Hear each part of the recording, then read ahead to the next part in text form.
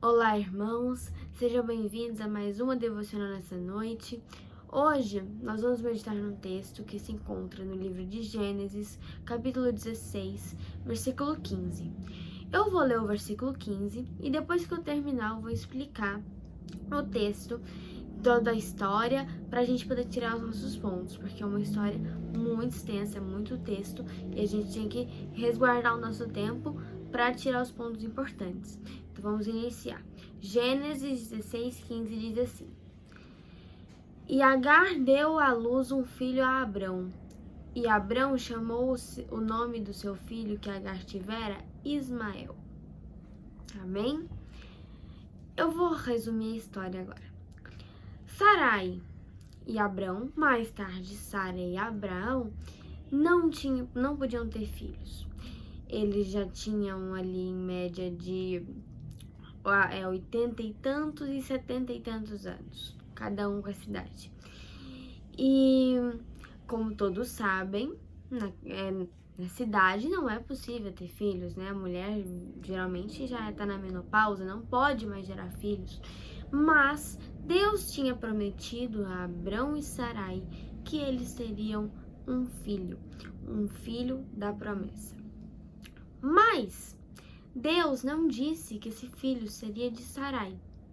Ele não disse que esse filho seria biológico de Sarai, que era a esposa legítima de Abrão. Então Sarai, aqui já tinham mais ou menos aí uns 15, quase 15 anos da promessa, e Sarai disse assim: eu não posso ter filhos, eu não tenho filhos, Deus não me deu filhos. Então o que eu vou fazer? Eu vou te dar a minha serva egípcia, chamada Agar, você vai se deitar com ela e vai ter um filho, talvez seja o filho da promessa. Deus não disse que seria da minha barriga. Então você vai deitar com ela, ela vai conceber e gerar um filho, porque eu não tenho mais condições. Abrão disse: tá bom, eu vou ter um filho com você, com a sua serva. Só que depois que essa serva engravidou, essa serva passou a humilhar Sarai, porque uma mulher estéril, uma mulher que não tinha filhos, era uma mulher amaldiçoada, era uma mulher que não tinha bênção ali, né, independente do Deus, porque a função da mulher na família, pro marido, pros pais, para todo mundo era ter filhos. E Sarai tinha chegado aos 70 e tantos anos sem filhos. E aí, ela não tem filho com Abrão, uma serva egípcia tem filho, e essa serva Agar passa a humilhar Sarai. E Sarai chega em Abrão e diz assim: olha só, essa serva aqui não para de me humilhar. Mas aí, Abrão vira para ela e disse assim: a serva é sua. Você faça o que você bem entender, a serva não é sua, resolva aí esse problema agora. Sarai passa a humilhar Agar diariamente. Agar, de tanto que foi humilhada, ela foge grávida.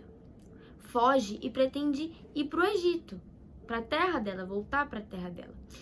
Mas quando ela tá lá, ela encontra um anjo, e o anjo diz assim: você, como serva de Sarai, você vai voltar e vai se submeter a ela. Você vai voltar com seu filho, porque você vai ter esse filho e esse filho para ficar lá por enquanto. E ela volta e tem esse filho. Dessa história aqui que eu contei, que tá em Gênesis 16, de 1 a 16, nós temos muitos pontos importantes. Nós vamos ver dois aspectos. O aspecto de Abrão e Sarai e o aspecto dos desastres que esse erro, que eu agora ia falar porque é um erro, trouxe para eles. Por que é um erro?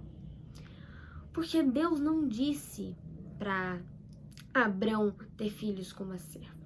Se fosse para ele ter filhos com uma serva, ele ia virar para Abrão e dizer: você vai deite-se com Agar, ela conceberá e dará à luz um filho. Deus não disse isso. Essa iniciativa veio de Sarai. E o primeiro ponto é o seguinte: tudo que Deus não manda fazer dá errado. Tudo que não é do plano de Deus dá errado. Tudo. Absolutamente tudo. Tudo. Então, nós devemos sempre obedecer a Deus, porque tudo que está fora dos planos dele, tudo que vem da mente humana, que é uma mente errada, uma mente que é falha, tudo que vem da nossa mente Não pode terminar bem se Deus não permite aquilo.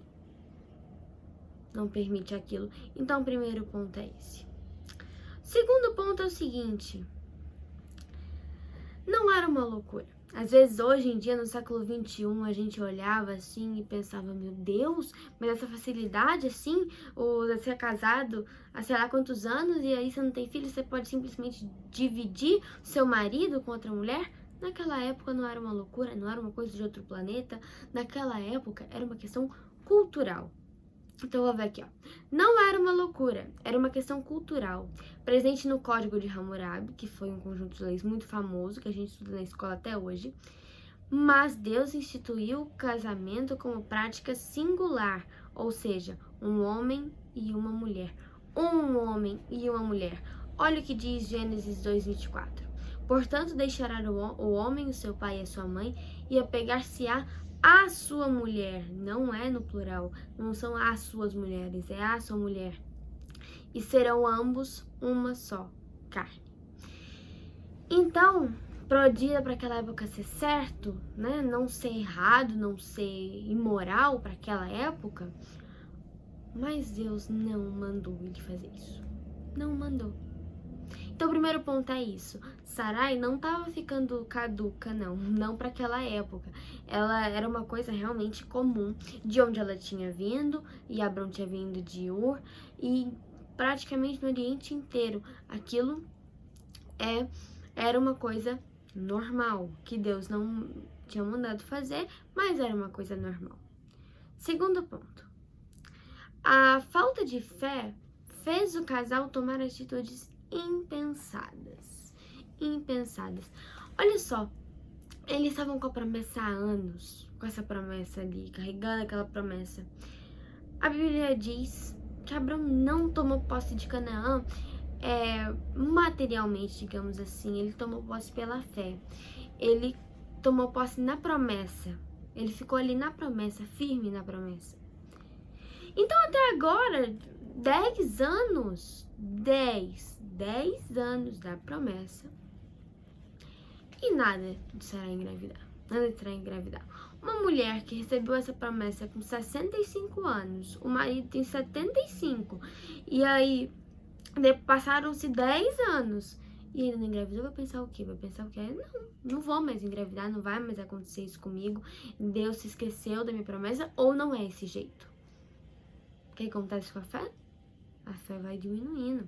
Vai diminuindo porque a gente quer que tudo aconteça agora, pra ontem, na hora e no momento que a gente quer, mas não é assim. O tempo de Deus é diferente do nosso. E essa falta de fé, essa falta de paciência, essa falta de confiança em Deus, ela não descansou em Deus. Falou, tá bom, o que o Senhor eu quiser, eu vou fazer. Mas não. Ela tomou essa atitude impensada que depois gerou um problema ainda maior. Continuando. Um fato também para explicar a presença de uma egípcia ali na caravana de Abraão é porque eles tinham passado pelo Egito, cometido um pecado ali no Egito, mas eles tinham passado pelo Egito, o faraó tinha presenteado ali Abrão e Sarai, e por isso provavelmente ele recebeu ali servos, além, né, de metais preciosos, enfim. E ao receber esses servos, ele recebeu também Agar, que fazia parte ali da caravana. Sarai cria que era o plano de Deus não dar filhos biológicos a ela, após 10 anos, com 75 anos, mas dar filhos através de Agar. Era o que ela pensava, não o que Deus tinha dito. Não o que Deus tinha dito. Nós temos sempre que nos focar no que Deus diz. E Deus não tinha dito em momento nenhum: este filho não será de sua barriga. Ele não disse. Então, mais uma vez, eu retomo aqui esse fato de que a gente tem que confiar em Deus, no que Ele diz, não no que a gente pensa ou gostaria que acontecesse. A gente não tem que apressar os planos de Deus. Não. Deus tem um tempo diferente, maravilhoso, diferente do nosso. Com 10 anos de experiências com Deus, de livramentos através dele, de falas com Abrão, 10 anos. Foram mais ou menos uns 10 anos aí. Mais de 10 anos com Deus e até hoje eles não tinham aprendido a descansar nele. Isso mostra, olha isso, Abrão tinha 85 anos, mais de 85 anos. O versículo 16 diz que ele tinha 86 anos. Ele tinha 86 anos, andava com Deus na prática há 10, 11 anos e até então não tinha aprendido. Isso mostra que a vida com Deus é uma caminhada em onde a gente nunca sabe de tudo. Nunca. Porque o ser humano é falho, o ser humano não consegue deixar de pecar. Uma vez eu virei pra minha mãe e perguntei o seguinte: mãe, por que Deus não perdoou Adão e Eva e deixou eles ficarem lá? Ela me respondeu assim: o pecado é um vício. Depois que o ser humano entrou em contato com o pecado, ele não consegue mais largar, se torna um vício. E esse vício não tem maneira de parar, de ficar limpo de novo. Não tem. O ser humano, mesmo vivendo com Deus, mesmo Abrão sendo pai da fé, ele não conseguiu parar de pecar e foi isso que ele fez agora. Foi isso. Ele não conseguiu parar de pecar, ele não conseguiu.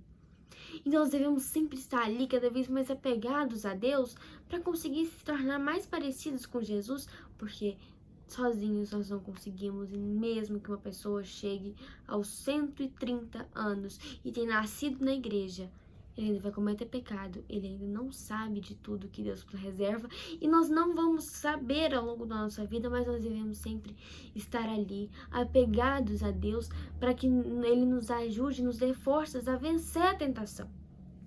A vencer a tentação. Continuando aqui, depois disso, depois dessa poligamia aí, né, dessa coisa de ele tomar essa outra serva, o que já foi errado porque Deus não tinha mandado fazer isso, vieram os desastres, vieram os problemas. Eu vou falar aqui alguns rapidinho. Então, primeiro, Sarai passou a ser humilhada por Agar, né? Passou a ser espizinhada. Provavelmente era do tipo assim: tá vendo? O problema não tá no seu marido, o problema é você. Você é estéril. Porque eu consegui. Ele tem 86 anos, mas eu tô grávida dele e você não. Você é amaldiçoada. Eram coisas que eram ditas a mulheres estéreis na época. Provavelmente era isso que dizia. E não é o primeiro caso em que duas mulheres, uma que consegue ter filhos e a outra não, enfrenta esses problemas. Penina, se não me engano, e Ana, mãe do profeta Samuel, esposa de Eucana. Ana era humilhada por não conseguir ter filhos e a outra esposa conseguir. Então, essa poligamia sempre envolvia estes problemas. Sempre envolvia esses problemas. Então, ela passou a ser humilhada. Ela passou a ser humilhada por Agar, ela passou a ser espizinhada por ela. Porque na época, a função da mulher era dar filhos. E ela não tinha conseguido, mas Sarai tinha. Mas Agar tinha, desculpa.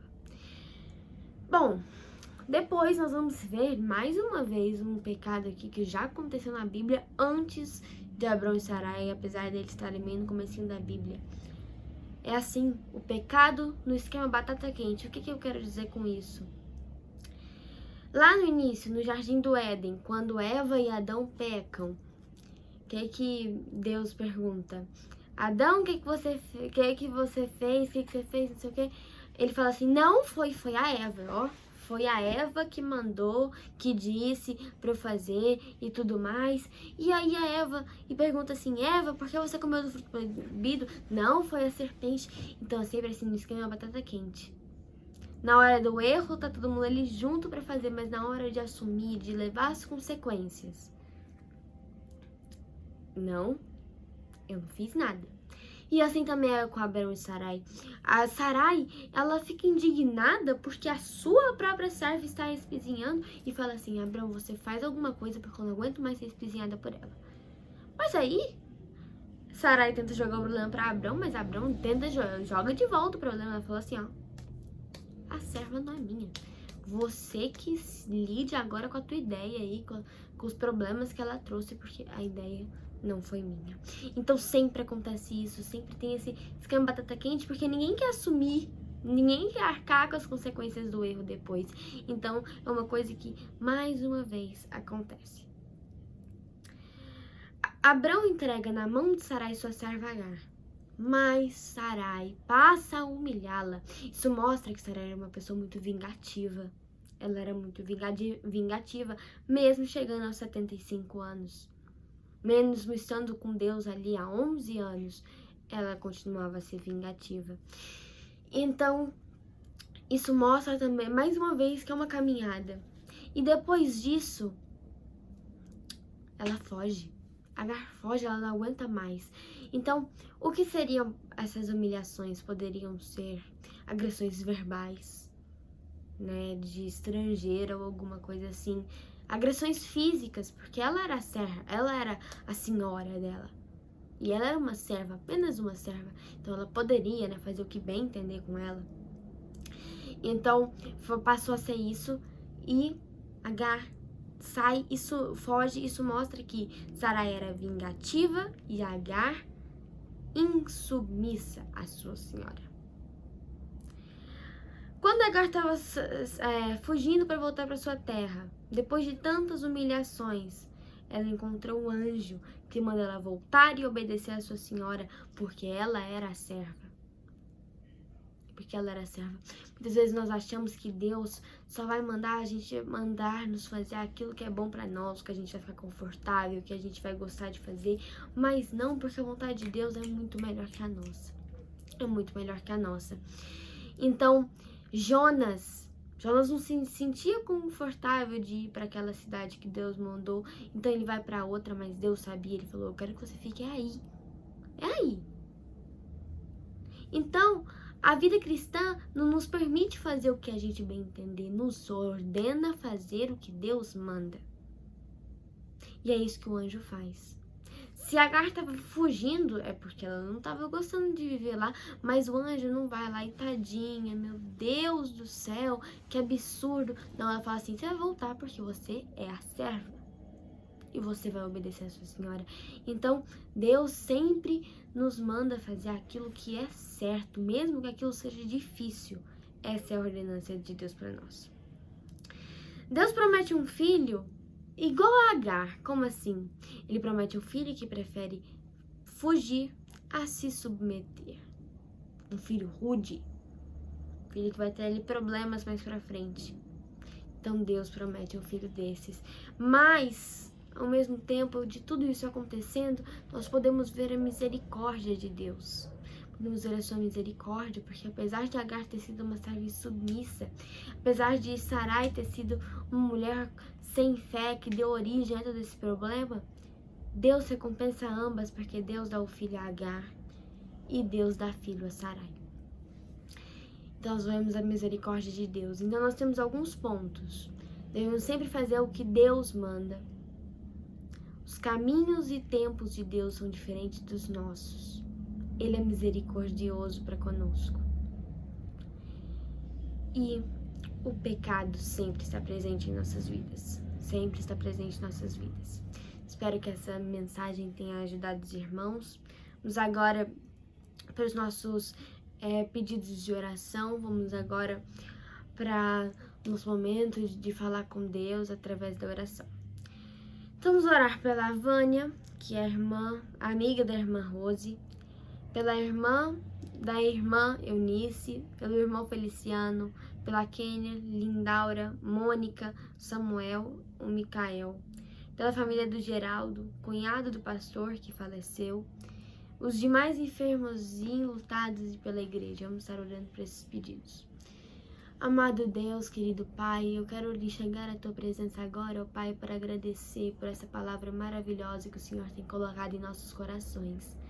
Senhor, eu peço que nos ajude, ó Pai, e dê discernimento a todos aqueles que, assim como eu, levam a Sua palavra, para que nós possamos ser instigados e ajudados pelo Espírito Santo, ó Pai.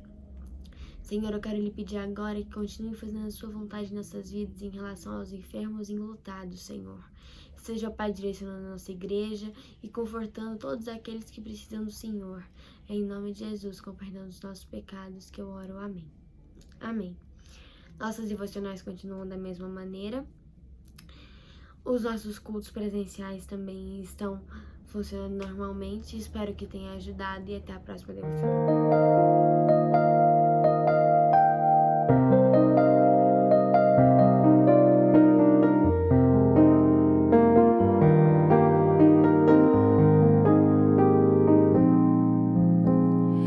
Tua presença transforma, ilumina e me faz cantar. Perto de ti os meus medos se vão, posso continuar. Ver tua face eu quero e espero esse dia então. Tua palavra é meu guia aqui, a tua voz minha direção. Tu me concedes o tempo e a força, só em teus braços eu vou encontrar esse amor que me sustenta, esse amor que me alcança e me salva. Posso esquecer esse meu passado e descansar nesse teu abraço. Eu posso confiar, enfim, nesse amor que faz de tudo pra me ver feliz.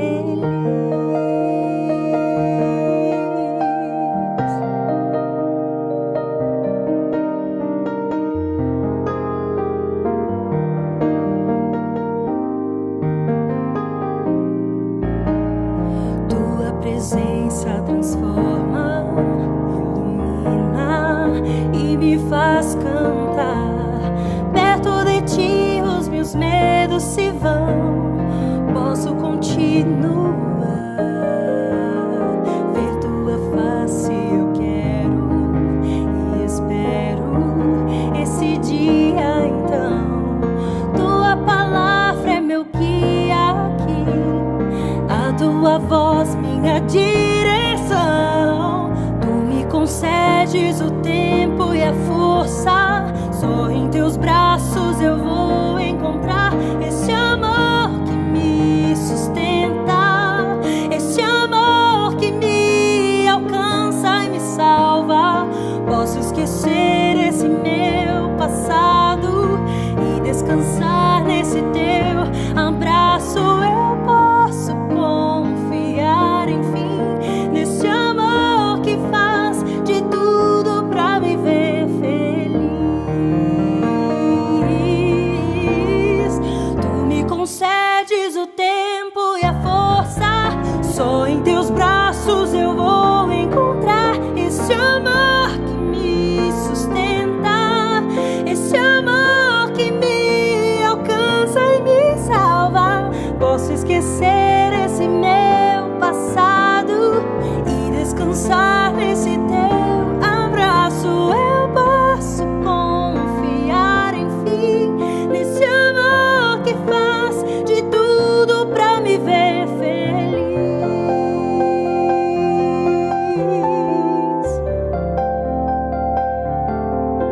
Eu posso confiar, enfim, nesse amor que faz de tudo pra me ver